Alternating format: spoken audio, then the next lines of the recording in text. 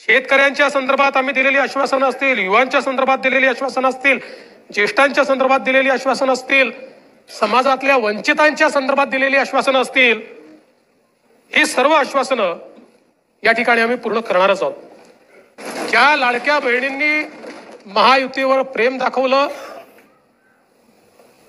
हे अधिवेशन संपल्याबरोबर डिसेंबर महिन्याचा हप्ता त्यांच्या खात्यामध्ये आम्ही टाकतो।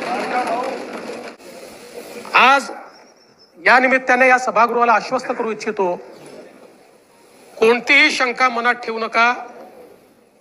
जी जी आश्वासनं आम्ही दिलेली आहेत, ज्या ज्या योजना आम्ही सुरू केलेल्या आहेत, एकही योजना आम्ही बंद होऊ देणार नाही। आणि काहीच बदल नाही।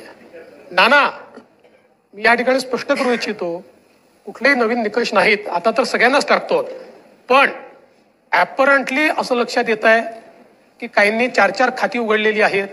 तर जसं समाजामध्ये चांगल्या प्रवृत्ती असतात, त्याच्या काही वाईट प्रवृत्ती असतात। एखादी योजना जर चुकीच्या पद्धतीने कोणी वापरत असेल तर जनतेचा पैसा आहे, तुमची आमची सगळ्यांची जबाबदारी आहे की तो योग्य प्रकारे गेला पाहिजे। आता मागच्या काळात आम्हाला लक्षात आलं, माणसानीच 9 खाती काढली, आता त्याला लाडकी बहीण म्हणायचं कसं? पण लाडका भाऊ म्हणू शकत नाही, कारण बहिणींच्या पैशावर डल्ला मारतो तो लाडका भाऊ कसा?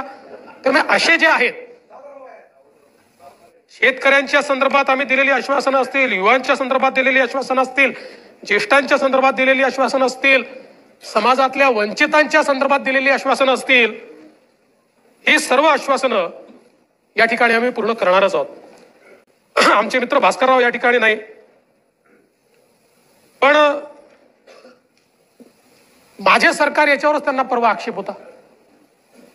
आता तसे फार हुशार आहेत ते, इतके वर्ष त्यांनी राज्यपालांचं भाषण देखील ऐकलेलं आहे। कदाचित शाळेत असताना नागरिक शास्त्राला दांडी मारत असतील ते, पण शासन जे चालतं हे मुख्यमंत्र्याच्या नावाने चालत नाही, शासन राज्यपालाच्या नावाने चालतं, आणि म्हणून ते माझं सरकार असतं। म्हणून राज्यपालांनी माझं सरकार म्हटलेलं आहे, तथापि माझे मित्र भास्करराव नसल्यामुळे मी त्याच्यावर जास्त या ठिकाणी बोलणार नाही।